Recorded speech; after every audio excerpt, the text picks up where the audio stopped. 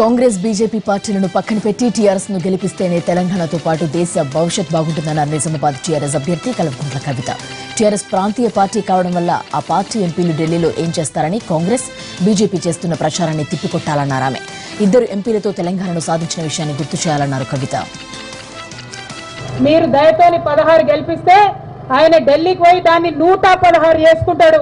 ఆ తెలివితేటలు, ఆ చాతుర్యం, ఆ నైపుణ్యం కేసీఆర్ సార్కు ఉన్నది. అందరినీ కూడగడతాడు. ఇవాళ తెలంగాణను ఎట్లా బాగు చేస్తున్నారో రేపటి నాడు భారతదేశాన్ని బాగు చేయడంలో మన తెలంగాణ బిడ్డనే ముందడుగేస్తాడు. అది మనందరికి కూడా గర్వకారణం అవుతుంది. మీ అందరినీ కూడా ఆలోచన చేయవలసిందిగా నేను కోరుతా ఉన్నా. ఇక కాంగ్రెస్ వాళ్ళ గురించి చెప్పాలంటే బాధ అవుతుంది. ఇంత ఎండలో మిమ్మల్ని నిలబడి చెప్పాల్సి వస్తుంది.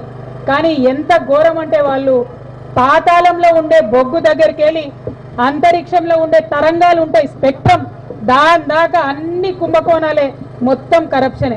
ఆ పార్టీకి ఓటేస్తే మాత్రం మన తెలంగాణ ప్రయోజనాలని మనం పాతరేసినట్టే అవుతుంది తప్ప ఇంకోటి కాదు. ఇక బీజేపీ పార్టీ ఉన్నది, ఇవాళ అధికారంలో వాళ్ళే ఉన్నారు, 5 ఏళ్ళు వాళ్ళే ఉన్నారు. 5 ఏళ్లలో చెప్పిన పనులు ఒక్కటి చేయలే. మళ్ళీ ఇప్పుడు వచ్చి ఏమంటారు, కరెక్ట్ ఎలక్షన్లు రాగానే ఒకళ్ళు గుడి అంటారు, ఒకళ్ళు మసీద్ అంటారు, ఒకరు మీరు అండ్ల తిన్నారంటారు, ఒకళ్ళు మీరు ఇండ్ల తిన్నారంటారు. కానీ అస్సలు ముచ్చట ఎవరు చెప్పరు, అభివృద్ధి ముచ్చట ఎవరు మాట్లాడరు.